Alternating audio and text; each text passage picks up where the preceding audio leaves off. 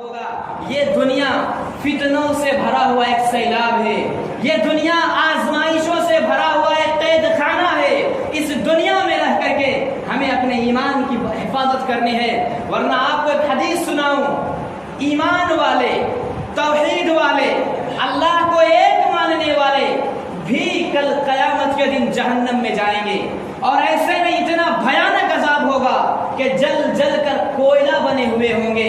اللہ کے رسول کی حدیث ہے، یعذب ناس من امتی، یعذب ناس من اہل التوحید فی النار، من اہل التوحید فی النار، کہ قیامت کے دن یعنی ایسے لوگوں کو اللہ رب العالمین عذاب دے گا جو توحید والے ہیں، خالص اللہ کو ماننے والے ہیں۔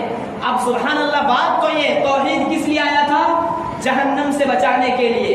توحید اللہ کو ایک ماننا ایمان کس لیے بنا، یا ایمان کس لیے ہے؟ تاکہ انسان جنت جائے۔ مگر حدیث میں ہے کہ توحید والے، ایمان والے جہنم میں اتنا برا جلیں گے کہ جل کر کے کوئلہ بن جائیں گے۔ لیکن کس وجہ سے؟ وہ صرف دوسرے گناہ کی وجہ سے۔ ایمان والے ہیں، توحید والے ہیں، لیکن وہ دوسرے گناہ میں، وہ کہیں غلطی کر بیٹھتے ہیں، کہیں فرائض کو چھوڑتے ہیں، وہ دوسرے گناہ میں شریک ہیں۔ آپ بتائیے، جو توحید والے ہیں، ایمان والے ہیں، ان کو اتنا عذاب دیا جائے گا کہ کوئلہ بن جائیں گے، تو جن کا ایمان میں بگاڑ ہے، جن کے توحید میں خلل ہے، جو شرک کرتا ہو، جو اللہ کی وحدانیت کا اقرار نہ کرتا ہو، جو اللہ کے ساتھ کسی کو شریک کرتا ہو، اس کا کیا حال ہوگا؟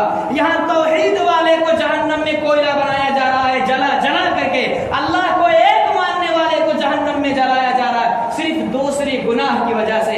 اگر ہم اللہ رب العالمین کی توحید میں بگاڑ پیدا کریں تو ہمارا کیا حال ہوگا لوگوں؟ لہٰذا ہمیں چاہیے، صحابہ کرام اپنی پوری زندگی قدم قدم پر، ڈگر ڈگر پر صحابہ کرام کے ایمان کی تربیت کرتے تھے، صحابہ کرام کے ایمان کی خیر خبر لیا کرتے تھے۔